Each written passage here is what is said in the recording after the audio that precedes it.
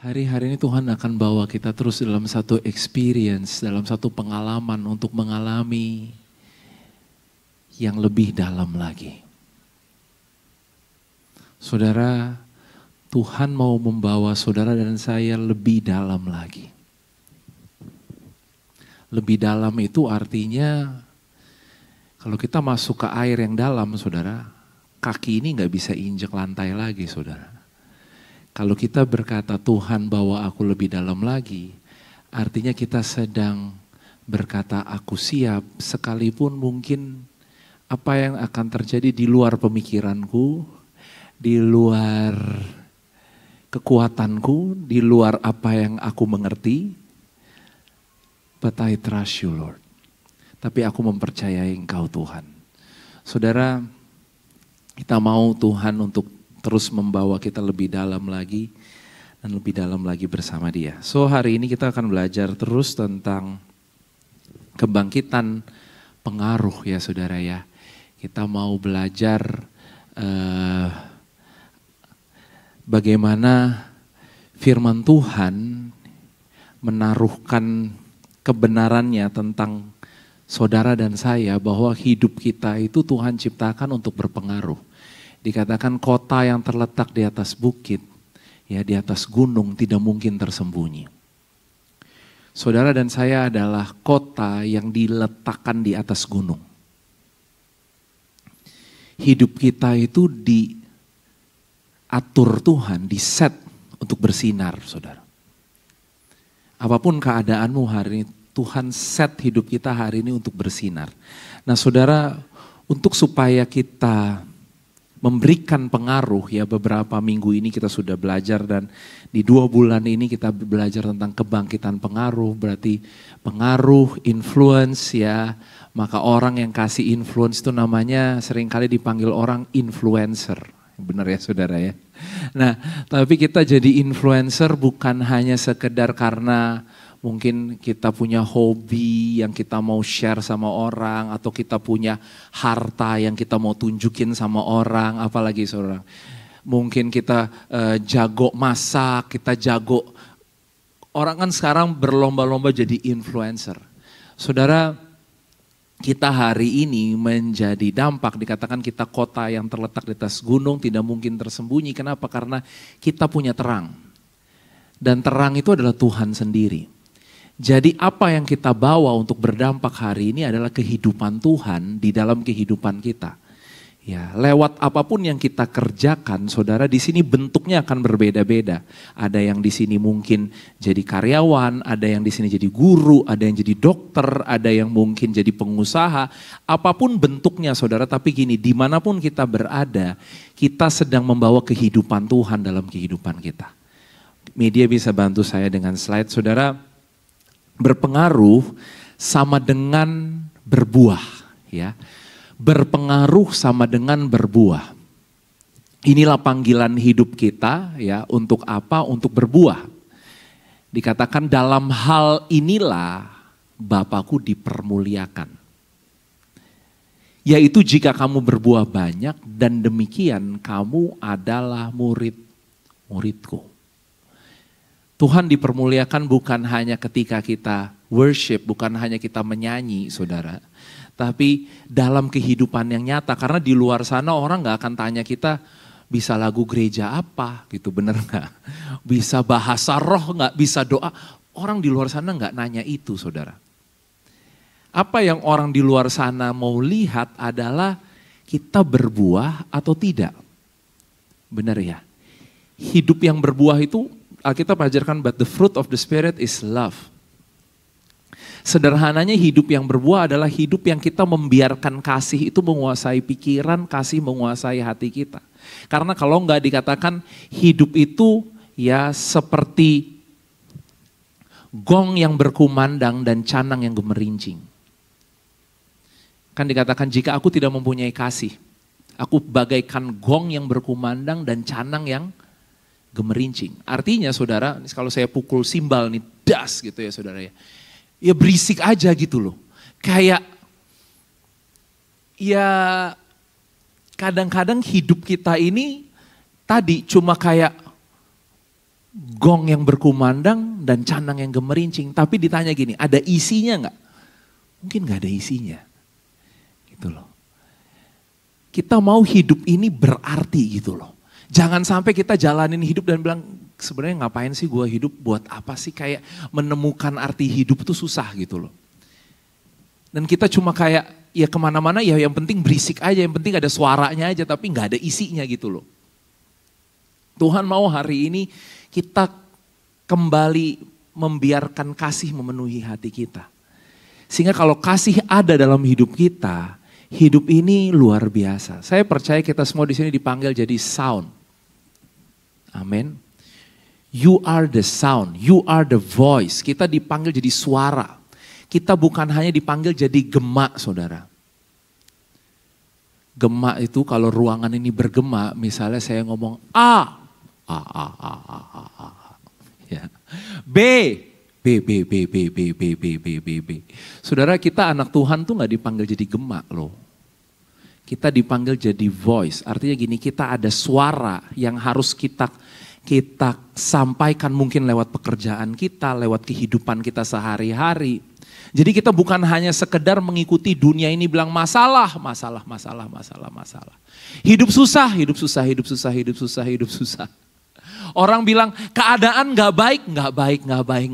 Kita bukan hanya dipanggil untuk confirm dengan dunia ini. Kita dipanggil untuk release the voice, lepaskan suara. Dan suara itu tadi, jika aku gak punya kasih, aku bagaikan gong yang berkumandang dan canang yang gemerincing. Suara itu adalah ketika kita punya kasih, saudara. Beda loh, apa aja dalam hidup ini ketika kita lakukan dengan kasih, itu artinya sangat besar. Pekerjaan apapun yang kita kerjakan hari ini kita lakukan dengan kasih, artinya sangat besar. Ya, coba sekali lagi media bantu tampilkan, berpengaruh sama dengan berbuah. Dalam hal inilah Bapakku dipermuliakan, yaitu jika kamu berbuah banyak. Dan dengan demikian kamu adalah muridku. Saudara, Alkitab memakai istilah untuk berpengaruh, untuk kita jadi influence itu dengan berbuah. Ya tadi the fruit of the spirit is love gitu. Saudara, siapa yang sore hari ini mau hidupnya berbuah? Amin.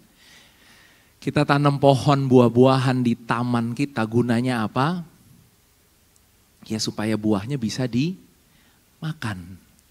Bukan cuma bisa diliatin. Ya tadi saya bilang, dunia ini ngajarin influencer yang cuma bisa diliatin, saudara. Tapi Alkitab mengajar kita untuk jadi berkat, berbuah supaya hidup ini bisa dimakan, saudara. Dimakan itu artinya ada rasanya. Amin. Bukan hanya sekedar, bahasanya orang zaman sekarang gini, bukan hanya sekedar pencitraan gitu loh. Tapi memang hidup ini berbuah. Dan itulah caranya Bapa kita dimuliakan ketika kita berbuah banyak.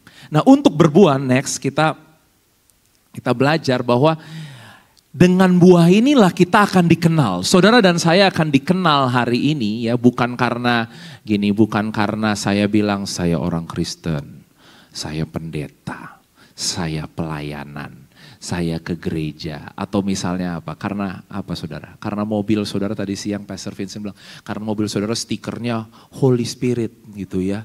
Terus stikernya Jesus Saves, pokoknya stiker-stiker yang rohani gitu ya. Saudara, apakah karena itu saudara dikenal? Apakah karena kalung salib saudara gede, berat gitu ya? Oh itu dikenal ya saudara. Tapi di sini dikatakan gini, dikenalnya dari mana? Dari buahnya lah kamu akan mengenal mereka. Dapatkah orang memetik buah anggur dari semak duri atau buah ara dari rumput duri? Demikianlah setiap pohon yang baik menghasilkan buah yang baik. Sedang pohon yang tidak baik menghasilkan buah yang tidak baik. Jadi buah itu ternyata ya masalahnya di mana? Masalahnya di pohonnya saudara. Kalau pohonnya baik buahnya baik. Pohonnya bagus buahnya bagus saudara. Dan dari buahnya kamu akan mengenal mereka. Jadi yang kita kenal, orang tuh akan dikenal bukan hanya sekedar karena perkataannya, bukan hanya karena kita bisa jago ngomong gitu loh saudara. Atau kita punya mungkin banyak harta yang kita bisa pamerin sama orang lain. Saudara, orang hari ini dikenal dari buahnya. Dan buah tergantung dari pohon. Pohon baik menghasilkan buah baik, pohon tidak baik menghasilkan buah yang tidak baik. Kabar baiknya sore hari ini adalah saudara dan saya kita punya pohon yang baik. Kita punya pohon yang baik. Ini bukan lagi hal yang kayak gimana caranya ya Pak? Enggak. Tuhan bilang akulah pokok anggur yang benar. Dalam Yohanes 15, dia pokok anggur. Artinya dia itu pohonnya. Kalau dia pohonnya, buahnya baik gak saudara? Buahnya baik. Kalau buahnya gak baik berarti ada yang salah. Ada yang harus dibenerin. Saya mau tanya dulu semuanya sini. Di sini semua percaya nama Yesus? Di sini semua Tuhannya Tuhan Yesus? Amin. Berarti di sini semua udah punya pohon yang benar ya? Oke, sekarang gini. Tapi kok saya nggak berbuah ya kayaknya hidup saya ya gitu misalnya. Nah, kita mau belajar hari ini kenapa gitu loh. Ya. Kenapa? Karena pohon yang baik pasti mengeluarkan buah yang saya tuh anak bapak saya saudara, makanya saya mirip sama bapak saya. Dan saya bangga, saya mirip sama bapak saya gitu ya. Saya kadang-kadang kalau lagi duduk di kantor gitu ya, papa saya itu meninggal 2 tahun yang lalu. Kadang-kadang kalau saya lagi duduk di kantor, orang yang jalan dari belakang semua bilang gini, ya ampun mirip banget sama Om Temi gitu ya. Saya sih diem aja tapi dalam hati saya gini, ya saya anaknya ya mirip lah bener. Ya enggak saudara, katanya gitu. Mirip banget sama Om Temi, ya karena saya anaknya dia. Gitu loh. Hari ini kita semua anaknya Tuhan Yesus. Amin. Jadi kalau orang bilang gini, mirip banget sama Tuhan Yesus, ya iya nama belakangnya lihat dong. Saudara sini-sini semua namanya contoh nih Om Wisnu, Wisnu Yesus gitu ya. Kita semua tuh waktu kita lahir dalam kerajaan Allah, kita kan dikasih nama. Dan nama Yesus itu di belakang nama kita. Jadi hari ini jangan lagi kita bilang gini, aku orang Batak, aku galak, aku orang Ambon, aku kasar gitu misalnya, aku orang apa lagi. Pokoknya kita ini ciptaan yang baru hari ini. Waktu kita terima Tuhan Yesus, nama belakangnya ganti jadi Yesus. Yesus ngomong kayak gimana ya kita ngomong kayak gitu saudara. Amin. Bagaimana Yesus berjalan di dunia ini ya seperti itulah kita berjalan di dunia ini. Nah sekarang kita lihat next slide media boleh bantu saya dalam Yohanes 15 ayat 2. Kita mau belajar hidup yang berbuah ya. Yohanes 15 ayat 2 tadi dikatakan ayat satunya, akulah pokok anggur yang benar dan Bapakulah pengusahanya. Ya, jadi Bapa itu pengusahanya. Ya, Tuhan Yesus itu pokok anggurnya. Kita adalah rantingnya. Ingat lagu anak sekolah minggu zaman dulu? Ya, atau mungkin ada yang gak sekolah minggu ya. Saya kalau ngomong sekolah minggu banyak yang nanti bilang gini, saya kan dulu gak sekolah minggu gitu ya. Saya sekolah minggunya misalnya di mana gitu ya. Saudara, ada lagu anak sekolah minggu bilang gini, Yesus pokok, kita carangnya. Amin ya. Nah hari ini dikatakan dia pokok, kita carang. Dan di sini dibilang gini, atau kita ranting. Setiap ranting padaku yang tidak berbuah, apa? Dipotongnya. Dan setiap ranting yang berbuah dibersihkannya supaya ia lebih banyak berbuah. Ya, sore hari ini kita mau belajar 2 hal. Ada ranting yang tidak berbuah dan ada ranting yang berbuah. Bahasa Indonesia kita terjemahan baru dikatakan ranting yang tidak berbuah dipotongnya. Waduh, kalau ini sih kayaknya ngeri nih saudara. Ya. Saya bisa tiba-tiba berubah khotbah sore hari ini menjadi khotbah yang menyeramkan. Ketika bilang kalau gak berbuah dipotong ya sama Tuhan. Saudara pendeta itu kalau berani-berani ngomong kayak gitu. Pendetanya sendiri mungkin jangan-jangan gak berbuah juga. Kan kita tunjuk 1, 4-nya kemana saudara? Balik ke sini kan. Saudara kita itu kalau gak berbuah dipotong sama Tuhan. Dari lama kita udah gak ada di sini saudara. Bener gak? Ada yang mau dipotong? Dari lama kita udah gak ada saudara.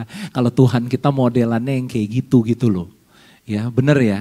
Nah bahasa aslinya ini karena bahasanya Yohanes ini dari bahasa Yunani ya. Saudara, frasa Yunaninya itu sebenarnya artinya lebih jelas dalam terjemahan The Passion dibilang gini. Ia merawat ranting-ranting yang terhubung padaku dengan mengangkat dan menyangga ranting-ranting yang tidak berbuah dan memangkas setiap ranting yang berbuah agar menghasilkan tuaian besar. Saudara, menarik di dalam bahasa aslinya, dalam frasa Yunaninya dapat diterjemahkan bahwa ia mengambil. Banyak terjemahan bahasa Inggris mengatakan juga takes away ya. Ada yang mengatakan mengambil ya, tapi di dalam kurung di sini dikatakan takes away atau takes up to himself, menarik kepada dirinya, membawa kepada dirinya. Ya, ini frasa Yunaninya. Ya, setiap ranting yang tidak berbuah, ia tidak membuang ranting-ranting itu, tetapi ia mengambil untuknya sendiri. Sebagai petani yang bijaksana dan penuh kasih, ia mengangkat ke atas ranting-ranting itu dari tanah untuk meningkatkan pertumbuhan mereka. Saudara, kalau lihat gambar ini ya, ranting-ranting dari pohon anggur ini gak ada yang di tanah. Kenapa? Kalau dia ada di tanah, lama-lama kering dan mati. Jadi apa yang dilakukan oleh petani-petani anggur itu, ranting yang ada di tanah dia akan angkat. Dia gantung lagi saudara. Supaya apa? Ranting-ranting itu kena matahari lagi. Ranting-ranting itu sehat lagi dan bisa berbuah. Nah, memang gini, kata Yunaninya tadi bisa dikatakan di sini dipotong, tapi juga bisa terjemahan lainnya bisa berarti bahwa diangkat, ya, takes up to himself, dibawa kepada dirinya. Next slide. Next. Nah, untuk ranting yang tidak berbuah, ya, apa yang dilakukan oleh pengusaha anggur itu? Pengusaha anggur itu akan mengangkat ranting itu, ya tadi dikatakan ke tempat yang lebih tinggi. Atau saya kasih tanda kurung kepada dirinya. Saudara, apa yang Tuhan mau lakukan hari ini ketika kita kita mungkin belum berbuah dalam hidup ini. Tuhan akan menarik kita, membawa kita mendekat kepada dirinya. Diangkat di sini bukan berarti gini, wow berarti saya kerja nanti dipromosi Tuhan ya Pak. Berarti nanti jabatan saya naik ya, berarti gaji saya naik ya. Enggak saudara. Artinya gini, Tuhan sedang membawa kita mendekat kepada dirinya. Mengangkat kita untuk mendekat kepada dirinya dia. Percayalah saudara bahwa semua yang terjadi hari ini dalam kehidupan kita, sebenarnya lagi menyimpulkan satu kesimpulan gini, Tuhan lagi bawa kita semakin dekat dengan dia. Tuhan itu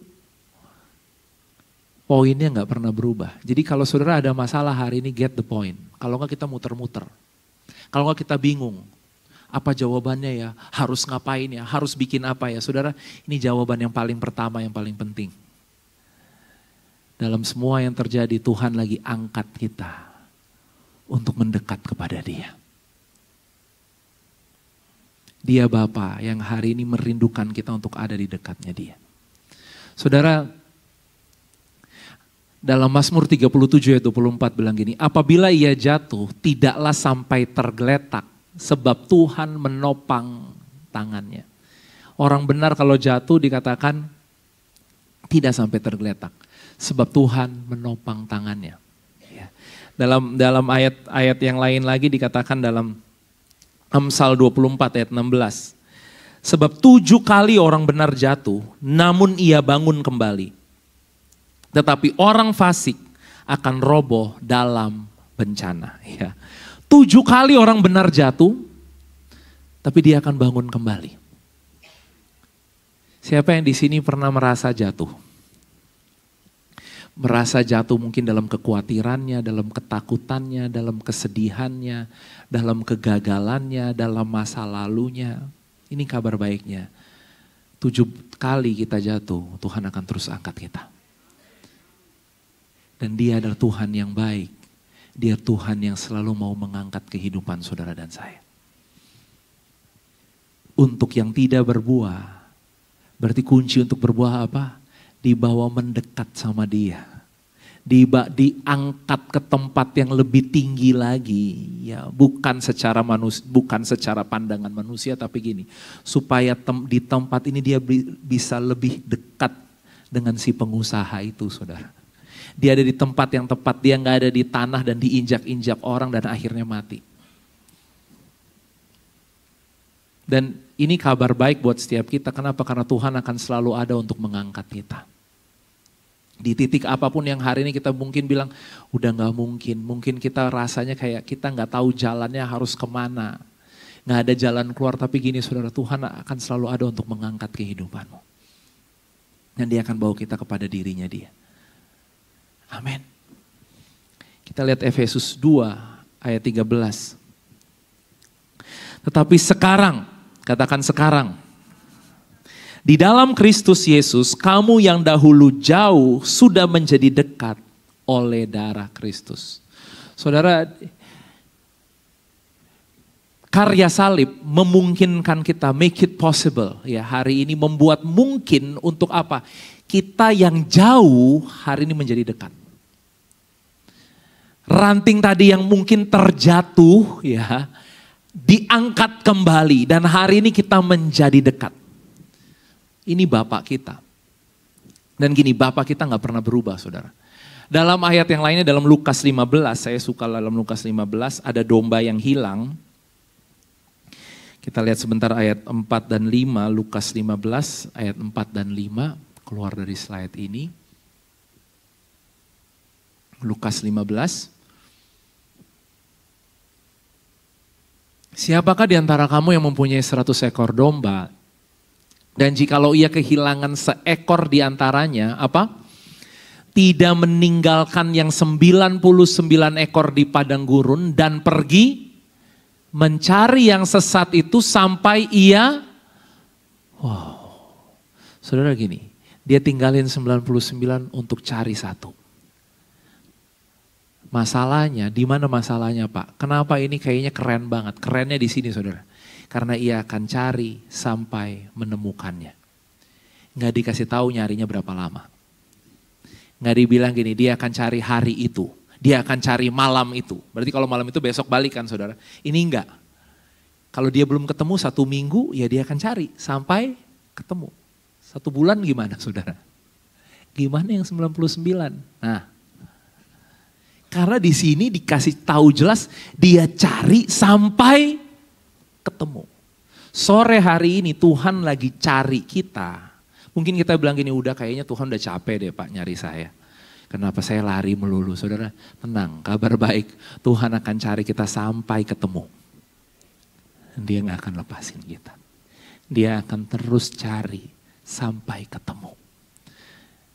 Dan kalau udah ketemu, apa yang dia lakukan saudara? Saudara bayang gak kalau misalnya saudara punya domba ya, terus dia hilang kayak gini. Kira-kira ketika ketemu apa yang saudara lakukan?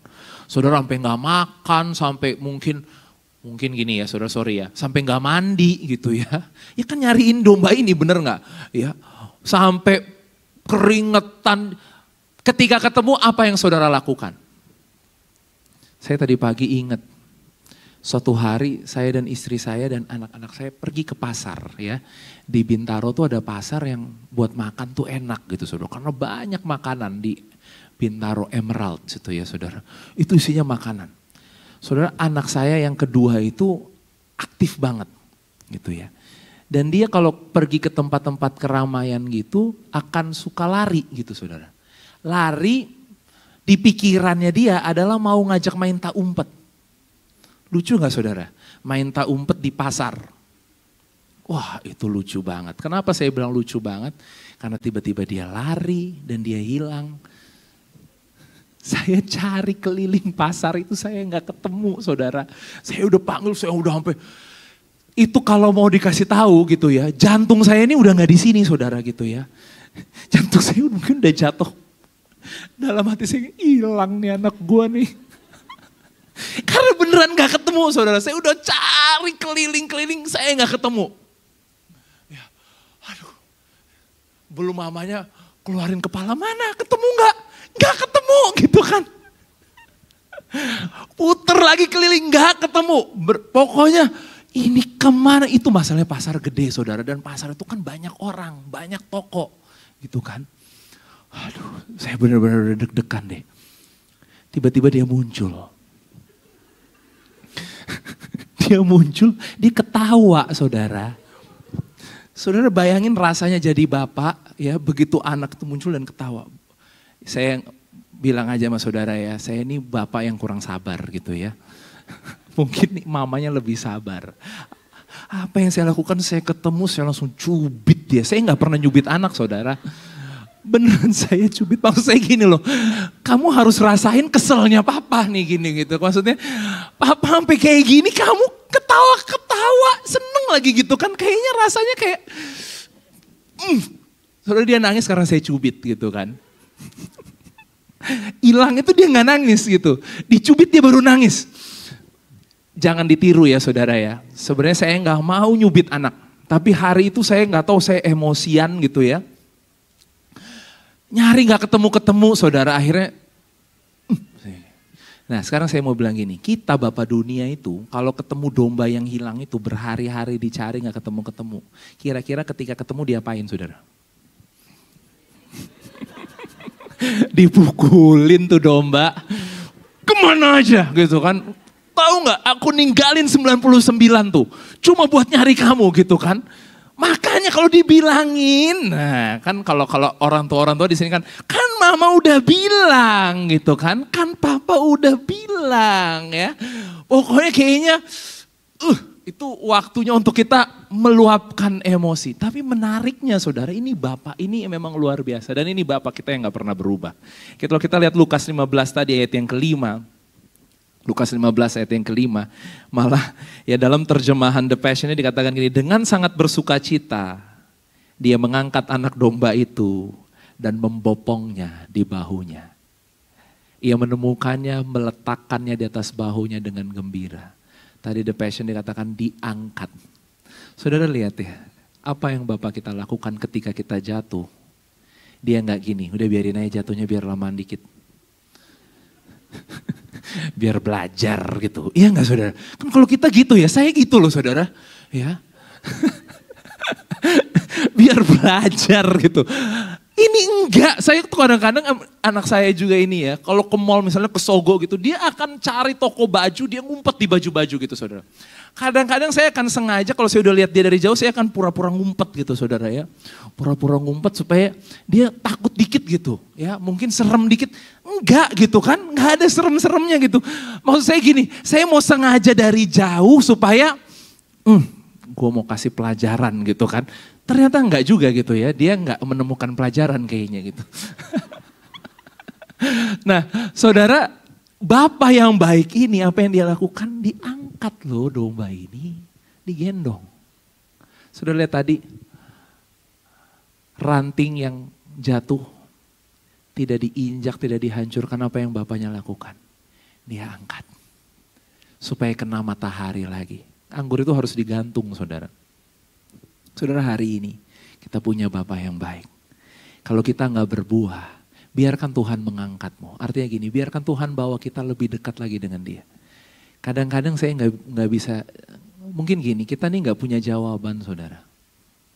Mungkin saudara hari ini nanya, saya harus bikin apa pastor, saya harus ngapain? Ya saya juga gak tahu. Pokoknya gini, yang paling pertama poinnya adalah Tuhan lagi tarik kita untuk lebih dekat lagi kepada dirinya Dia. Setelah itu apa yang akan terjadi saya gak tahu. Tapi yang pasti saudara, semua harus dimulai dengan hari ini kita mendekat kembali kepada Tuhan. Dan ranting itu diangkatnya, amin.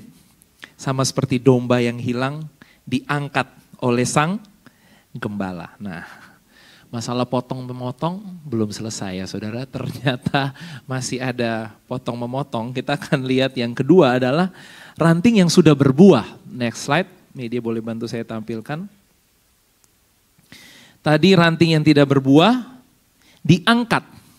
Nah, ranting yang berbuah dikatakan dibersihkannya. Supaya dia lebih banyak berbuah. Nah, ayat 3-nya itu kasih penjelasan yang jelas. Kamu memang sudah bersih karena firman yang kusampaikan kepadamu, katanya. TPT bilang gini, firman yang telah kuucapkan pada kalian sudah membersihkan kalian. Jadi gini saudara, kalau hari ini kita bilang gini, saya udah berbuah Pak, hidup saya udah cukup jadi berkat, mau lebih berbuah lagi, artinya gini, siap Tuhan bersihkan kita. Dalam bahasa Inggris saya katakan pruning, di-prune, supaya apa? Lebih bersih. Dan dibersihinnya itu dengan apa? Dengan firman, langsung ayat 3-nya. Kenapa? Kalau enggak, kita ini pikiran kita nih nanti gini. Tuhan kasih aku masalah untuk mendewasakan aku. Saudara, Tuhan enggak bersihin kita pakai masalah. Amin. Tuhan bersihin kita dengan apa? Dengan firman. Nah, dalam Efesus 5 ayat 26 bilang gini. Supaya kita disucikan dan menjadi miliknya yang istimewa, kita juga disucikan melalui firman Allah yang sudah Yesus ajarkan. Firman itu bagaikan air murni yang membersihkan kita. Firman itu bagaikan air yang membersihkan kita. Jadi saudara kalau kayak sore hari ini kita dengar firman, kita ini lagi dibersihin loh sama firman Tuhan loh. Supaya lebih banyak berbuah. Firman itu bagaikan air yang murni yang membersihkan kita. Kenapa saya bilang masalah hidup itu gak mendewasakan kita? Saudara, ada banyak orang berhadapan dengan masalah yang sama berulang-ulang, berubah gak? Ya gak berubah juga. Kenapa? Karena memang yang mengubahkan kita bukan masalahnya saudara.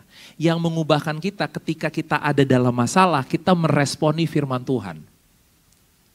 Kita melakukan apa yang firman Tuhan katakan, itu yang membuat kita berubah. Kalau enggak, masalah A datang, besok ketemu masalah A lagi, lusa ketemu A lagi, minggu depan ketemu A lagi, dan gak berubah-berubah. Kenapa? Ya karena masalah gak bisa mendewasakan kita. Yang mendewasakan kita itu perkataan. Makanya tadi dikatakan kamu memang sudah bersih karena firman yang kuucapkan. Saudara, ada kuasa yang luar biasa dari firman Tuhan yang kita terima setiap hari. Firman itu membersihkan kehidupan kita. Amin. Saudara mau dibersihkan oleh firman supaya hidup ini semakin berbuah. Nah, istilah dalam kisah pokok anggur ini yang dipakai itu kan pruning ya saudara ya. Nah, dibersihkan dalam arti pruning, kalau kita lihat ada gambar selanjutnya, next slide. Nah ini saudara, yang dibersihkan tuh yang apa sih? Saudara kalau lihat gambar yang belakangnya warna biru ya, yang dibersihkan tuh gini loh, ranting-ranting yang arahnya gak jelas nih saudara. Yang nanti dia gantung-gantung gitu, udah lemes, nah itu dipotong tuh saudara ya. Nah ini baru potong ya, potong beneran nih. Apalagi yang arahnya nggak sesuai dengan arah yang lainnya nih. Saudara lihat yang warna abu-abu. Ya, bener ya. Nah yang warna abu-abu atau coklat tua itu ranting-ranting yang akan dipotong. Kenapa? Karena dia tidak mengikuti ranting-ranting lainnya. Kenapa? Bahayanya gimana? Saudara lihat gambar yang di sebelah kiri saya ya. Nah ini. Yang di atas yang di-prune, yang di bawah yang gak di-prune. 6-8 bulan kita lihat gambar yang atas masih seperti itu, di bawah seperti ini ya saudara. Tapi lihat arahnya sudah gak jelas nih. Nah setelah 3-4 tahun kemudian mulai bertumbuh akan seperti ini. Yang di-prune seperti di atas. 5-7 tahun ya bentuknya tambah berantakan gini. Ini buahnya dikit nih saudara yang kayak gini. Ya. Kemudian yang di-prune bentuknya kayak yang di atas. Setelah 15 tahun lihat pohonnya. Yang di-prune seperti di atas, yang gak di-prune bentuknya berantakan seperti ini. Sederhana aja gini. Kenapa Tuhan mau bersihin kita? Ya. Karena hari ini banyak pikiran kita yang tidak arahnya tuh sama dengan firman Tuhan saudara. Kita punya pokok anggur sih gitu ya. Kita memang orang Kristen sih, kita ibadah sih. Tapi tahukah kita kenapa kita perlu untuk berubah setiap hari dalam cara kita berpikir? Karena kita masih punya arah yang salah. Saudara, dosa itu arti aslinya bukan perbuatan loh. Dosa itu arti aslinya adalah gini, tidak tepat sasaran. Itu yang membuat orang berdosa. Nah, kadang-kadang yang tidak tepat sasaran itu bukan tindakannya, yang tidak tepat sasarannya itu cara berpikir. Ini yang kadang-kadang gak tepat sasaran, saudara. Makanya kenapa setiap hari kita perlu dibersihkan oleh firman Tuhan. Perlu untuk membiarkan firman Tuhan mungkin memotong cara berpikir kita yang salah, saudara. Contoh. Pengen sukses. Kan semua orang pengen sukses, benar gak saudara? Apa yang salah dengan pengen sukses? Enggak ada yang salah. Tapi tahukah kita kalau kita masuk lebih dalam lagi, kita cocokin sama firman, kadang-kadang motif sukses itu bisa beda-beda loh saudara. Ada orang yang pengen sukses karena lukanya dia. Karena gini, dulu aku ditindas, dulu aku dilukai, aku disakiti, lihat ya aku akan buktikan diriku. Saudara kira-kira ketika dia sukses bahaya gak saudara? Dia sukses untuk membuktikan dirinya dia. Kelihatan itu kan karena di dalam hati gak kelihatan saudara. Miring-miringnya gak kelihatan. Kalau kita gak buka hati kita sama firman Tuhan, pikiran-pikiran yang kayak gitu akan terus hidup. Saudara tadi bayangin pohon yang tadi yang besar tadi 15 tahun berantakan. Ada pohonnya tetap ada, pohonnya besar. Tapi berantakan saudara. Cara berpikir ini setiap hari harus biarkan firman Tuhan potong. Tadi saya lagi renung-renung apa ya contoh yang bagus ya. Coba gini deh saudara. Siapa yang di sini pengen pelayanan? Semua kan kayak oh aku pengen pelayanan gitu kan. Ya mau pelayanan. Kalau ditanya kenapa mau pelayanan? Coba saudara. Kadang-kadang jawabannya gini. Ya supaya menyenangkan hati Tuhan gitu misalnya. Bagus gak jawabannya saudara? Oh, iya benar kan Pak menyenangkan hati Tuhan. Tapi kalau saudara mau di-prune hari ini, Tuhan bilang gini, saudara gak pelayanan juga saudara udah nyenengin hati Tuhan loh. Gak harus pelayanan dulu baru Tuhan seneng. Amin. Kita tuh anak-anaknya dia. Hari ini dengan dia ada dalam kehidupan kita aja dia udah seneng, dia disenangkan gitu loh saudara. Amin. Nah ini kan pikiran-pikiran yang kayak gini kan kelihatannya kadang-kadang bener gitu kan. Tapi kalau kita mau selaraskan dengan firman Tuhan, nanti ada banyak hal yang Tuhan akan arahin gini supaya arahnya tuh menujunya cuma sama dia aja. Kadang-kadang saudara pikiran ini kan yang kita kejar apa? Ya apa yang orang bilang, apa yang orang kejar, apa yang dunia ini kejar. Apa yang orang katakan, saudara mau gak mulai arahin kehidupan kita hanya kepada apa yang firman Tuhan katakan. Dan kita perlu firman Tuhan setiap hari untuk membersihkan cara berpikir kita. Dua hal ini saudara, saya berdoa kita semua berbuah lebih banyak. Ketika Tuhan mau mengangkat kita. Dan yang kedua, Tuhan mau membersihkan kita. Amin. Yang belum rasa kayaknya belum berbuah, ya biarkan kita mendekat hari ini, biarkan Tuhan membawa kita mendekat kepada dirinya dia. Dan yang kedua, kalau hari ini kita sudah berbuah, Tuhan mau terus cara berpikir kita ini diperbaharui dengan firman Tuhan. Amin. Karena kadang-kadang saudara saya ini balik lagi ya. Kadang-kadang kita nilai diri kita aja masih salah gitu loh saudara. Nilai diri kita tuh kadang-kadang apa yang orang bilang, anak-anak muda misalnya gini. Nilai diri kalau aku punya pacar kak, aku jomblo, berarti nilainya kurang gitu ya. Apalagi misalnya, lebih bernilai kalau followersnya di IG atau di TikTok banyak gitu ya. Wah itu bernilai itu gitu. Siapa yang bilang nilai diri kita dari situ gitu loh. Nah kan dunia ini sedang gencar banget loh tiap hari ngajarin kita tentang nilai diri.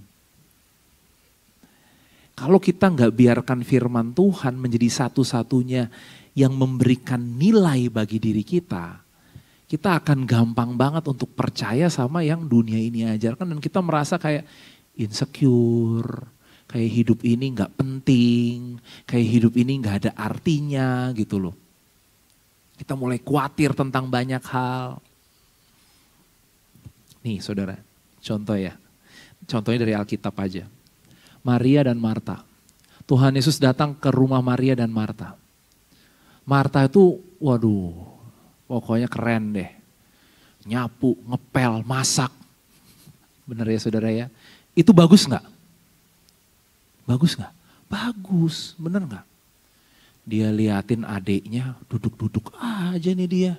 Di kaki Tuhan Yesus. Dia bilang ini, Tuhan gak mau dibilangin tuh adikku gitu kan. Kok dia duduk-duduk aja ya? Ya, aku udah sibuk loh dari tadi loh gitu kan. Ini pestanya udah mau mulai.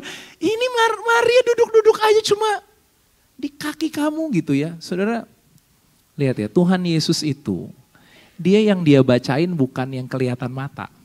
Mungkin kalau kita hari itu jadi Tuhan Yesus, kita akan bilang ini, iya Maria bantuin dong kakaknya, kesian tuh kakaknya. Gitu gak kalau kita kan kayak gitu kan, kesian kakaknya tuh gitu ya. Tapi Tuhan Yesus enggak, Tuhan Yesus ngerti hati. Dan langsung yang ditunjuk Tuhan Yesus gak muter-muter hatinya dia.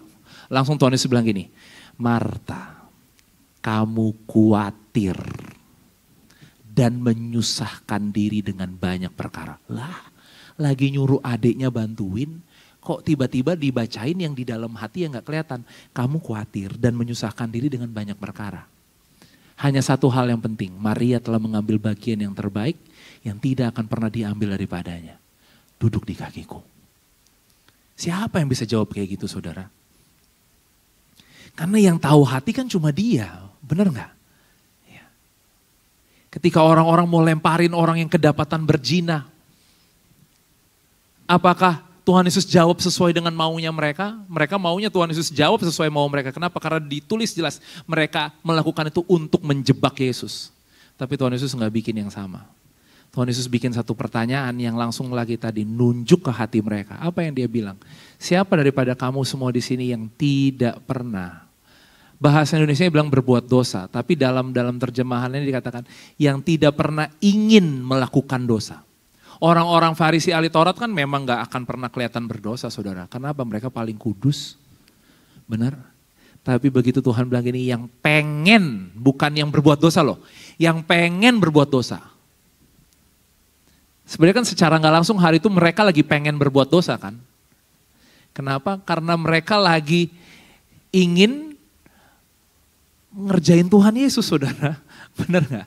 Mereka lagi pengen ingin membunuh orang hari itu.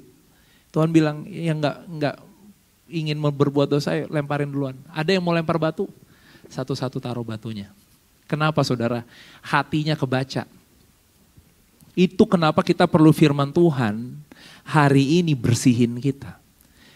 Karena cuma firman Tuhan yang bisa bacain hati kita saudara.